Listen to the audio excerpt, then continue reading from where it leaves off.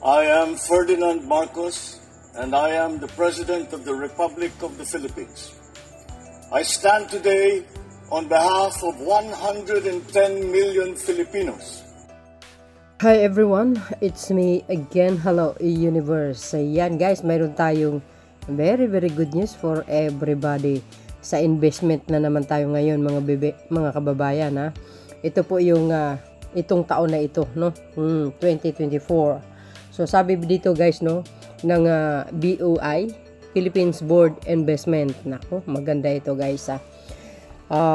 The Philippines Board of Investment, which is ang BOI, has approved 1.62 trillion. Oh my goodness, ang laki. In investment in 2024. As of December 17, this figure not only surprises the agency 1.5 trillion target for the year, but also marks the highest level of investment approval and the BOI's 57 years history. Grabe, 'di ba? Ang tagal ng panahon mga kababayan. Itong mga investment ng ating mahal na Pangulo ay itong investment ng Marcos administration. Si Pangulong Marcos Jr., nakikita niyo yung kanyang trouble, di ba? Na binabatikos ng mga anti-Marcos.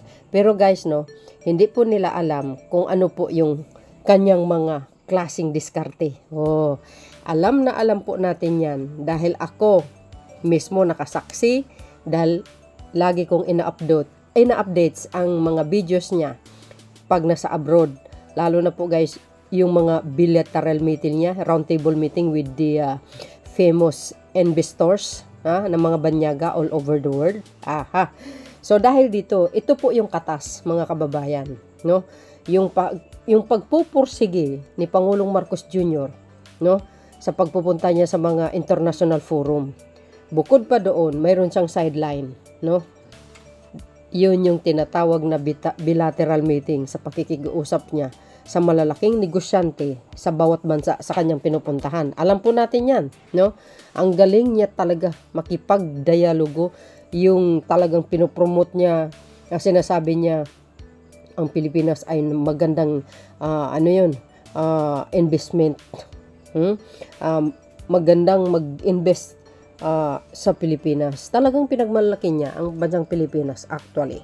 So sa kanyang mga lakad, ito na po 'yun, yung mga yung mga katas ng kanyang mga pakikipag-usap sa mga investors sa iba't ibang bansa. So malalaman natin dito mga kababayan kung anong klaseng bansa ito. Okay? So ang laki, di ba? Philippines Board of Investment BOI has approved 1.62 trillion investment in 2024. Biro nyo yun? Dekada na mga kababayan na nagdaan. Ni minsan wala po tayo nakikitang mga pangulo nakikipag-usap sa mga malalaking businessman sa buong kapuluan ng mundo. No, si Pangulong Marcos Jr. lang. Makikita natin yan guys. Napakagaling niyang leader. Ni si Duterte ay walang ganyan. Bukod yan mga kababayan yung investment ng mga lokal tulad ng mga icons natin, sila Rasun, Subel, Gokongwei, ayan, si Messi, ayan. Diretso, mahaba ito guys, no? Pero short natin. Ayan, nakikita nyo.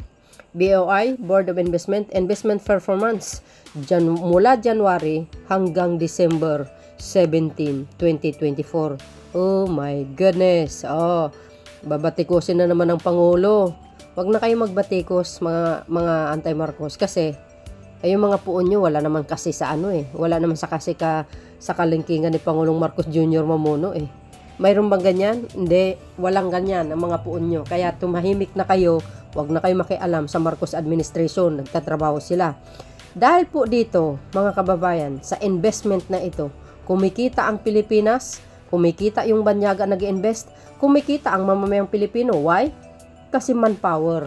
Maraming nabibigyan ng trabaho. Kaya nga bumaba yung unemployment rate natin dahil dito mga kababayan, dahil sa pagpupursige ng isang magaling na Pangulo binabatikos, binabalahura na sinasabi weak leader. What the heck? Yan bang weak leader? 1.62 trillion? O, di ba? Nakikipagsibalikan ang mga foreign businessman dito sa Pilipinas mula nung umupo si Pangulong Marcos Jr. Oh, yung dating administration, ano ang mayroon sa atin? Mga sindikato. Nagpapasok ng mga illegal na droga galing China. Di kayo naloka. Oh, di ba? Ayan oh. January to December ito mga kababayan, 2024. Oh, kita nyo yan? Ang laki, mga beso Oh, total approved investment 1.62 trillion. Oh my goodness. Oh, versus 1.26 trillion from the same period last year. Oh, see? Last year pa yun. Oh, 1.26 trillion. Laki din, malaki din, guys. 2023 yan, Oh, kung ikumpara mo ngayon, 2024, ang laking tinaasan nito, guys, 1.62 trillion. Oh my goodness. Oh, nagiging 28% increase from the same period last year. Oh my goodness. Saan kayo makakita niyan, di ba? Kaya ako, very confident and very fully supported ako sa Pangulong Marcos Jr. Kasi, nandahil sa kanya, nagkaroon tayo ng ganito kalaki. Oh, yan ang maganda. Pag nakita ng mga sekretary niya na ang kanilang boss or ang kanilang pinuno masipag magtrabaho, natural ang mga sekretary nagsisipag. Sa totoo lang, nagsisipag. Except lang yung isa kasi nag-resign Oh, yan nakita nyo guys ayan. O, di ba? Foreign investment. O, di ba? Foreign investment. O, approvals. O, yan, O, 383.31 billion. Agay! Ang laki, mga kababayan. O, ito naman, guys, local investment approvals. Aba, hindi din basta-basta, guys, yung mga local investors natin. O, di ba? 1.23 trillion. Oh my goodness. So, ibig sabihin guys, mas malaki din pala ang nag-invest sa atin. Yung ating local. Tulad ni Mr. C, Subel, De Ayala, Gukungwe. O, sino pa ba isa? Mr. Kevin Tan. Mr. Tan. SMC. O, di ba? At ano pa? Si Mr. Pangilinan. O, ang laki kaya guys ayan ang laki magkano foreign investors investment approval 383.31 billion. Ang laki din, grabe, intindi. Ang local naman natin ito 1.23 trillion. Grabing yaman. Ay na Lord, yes. Saan kayo makikita yan guys ito yung mga top foreign sources. Ayun tingnan nyo. Pakita ko sa inyo. Oh, wow. Switzerland 289.6 billion. Switzerland yan, mga kababayan. Top foreign sources pala. Anong isa? Aba, mayroon din talaga ang Netherlands guys. Tingnan nyo. 44.50 billion. Laki. Japan 40.67 billion. Laki. Equivalent to Philippine money na ito, di ba? South Korea 12.73 billion. Yan ang mga top foreign sources. Grabe, ang tindi nito. Ito naman guys, investment approvals for sector. Ito, nakikita nyo ito? Energy including renewable energy. Nakalagay 1.38 trillion. Oh my goodness, ang laki. Grabe. Ano ito? Energy including renewable energy. Pangalawa, air and water transport 121.20 billion. OMG. Ito naman sa real estate, mga kababayan 37.26 billion. See? Saan kayo makakita niyan? Manufacturing, 31.67 billion. Philippine money na ito guys ha. Laki no, laki talaga, grabe. Water supply, oh yan no. And management and foundation. Wow. Hindi kayo naloka. 16.28 billion. Ano guys ang kapalagayan nyo? Hindi ako mapalagay kasi magaling si Pangulong Marcos Jr. Galing ng diskarte niya, di ba? Oh, walang ganyan ng ibang pangulo, sa totoo lang. As in, wala.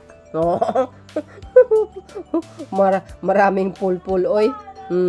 Oh, see guys, nakikita niyo yan? Grabe, oh. 1.62 trillion overall. Oh, of course, guys, foreign and locals na yan. Sabi ko nga kanina, iba ang foreigns, o iba ang local. Oh, grabe. Congratulations, Mr. President. Tumaas ng tumaas. OMG. Ngayon, titingnan natin dito mga kababayan, itong papasok na taon na 2025 kasi mayroong nakaamba rin, no? Nakahilera na mag-investment. Pero titingnan natin kung ilan ito. So, ito ito. Ito naman ang investment, no? Na magiging investment next year. Oh, ay grabe ang tindi na ito guys. Ay nako, na-lurky akes. O ito, basahin po natin ha. Oh. Sabi po ng Philippine Star. The Board of Investment, which is ang BOI, is aiming to set a new record next year with its goal of approving 1.75 trillion worth of investment following this year's all-time high investment approval. Oh, nakahilera na yan guys Kasi alam nyo, yung mga na mag-i-invest sa Pilipinas, no? Sa totoo lang, hindi po instantly yan. Magicin mo, permahan mo na po. No, proseso po yan. Kaya ito na naman po ang magiging investment itong next year. 1.75 trillion. Mas mataas ng 2024 yung pinakita natin sa kanina. Ay, grabe, ang tindi. Ay, nako. Ito naman, kikreate na naman ng maraming trabaho ito, mga kababayan. I hope marami pa. Okay? Alam nyo, mga foreigners, na talagang kahit papano, nakakatulong talaga sila, oy. Sa totoo lang, nabibigyan ng trabaho yung mga mamayang Pilipino. Kumikita ang gobyerno, kumikita yung mga banyaga, kumikita mismo ang mamamayang Pilipino kasi kailangan nila ang manpower sino magtatrabaho? Alangan namang mga mga kalabaw, natural hindi tao. So ayan, di ba? Grabe, congratulations. Ito po yung papasok na taon, 1.75 trillion. Ayan Okay. BOI ICE 1.75 trillion investment approvals next year. Naks naman talaga. Mapapasana all ko na lang. Ewan ko na dito sa Pangulo na ito. Sa sobrang galing niya. Madaming nainggit kaya maraming nagagalit guys. Alam mo po yung mga anti-Marcos. Kahit ano po ang klaseng ipopost ko, no? Na kung tutuusin, makikinabang po ang mamamayang Pilipino, pati DDS din, Dilaw. Ay, paninira pa din ang trabaho nila, no? But it's okay. Ayun po ang buhay nila kumikita sila sa paninira no? Sabi nila kasi bayaran daw kami ng mga Marcos supporters. Yes, content creators. Okay lang. Wala tayong magagawa. Yan ang naratibo nila. Kasi sabi po ng lula ko, yung mga nagbibintang talaga, sila po ang totoong magnanakaw at sila po ang totoong bayaran. 'Di ba? Kaya sabi, wag mo na silang patulan, pabayaan mo na sila kasi darating ang araw, magigising din sila sa katotohanan na masamang nilalang sila. So yun guys, nakikita nyo, yung kabuuan ng investment itong taong 2024. So, mas mataas na naman ito next year. Itong 2024, 1.62 trillion. Di ba? 2024. Ito naman, papasok ang 2025. Naku po, mas malaki. 1.75 trillion. Baka next year magiging 2 trillion na. Wow. Daming magki-create ng maraming trabaho ito, guys, ha.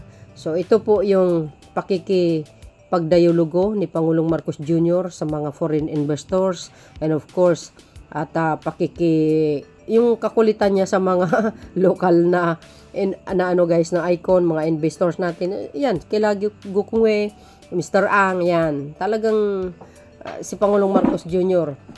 talagang ginigising nila yung mga icon na yan.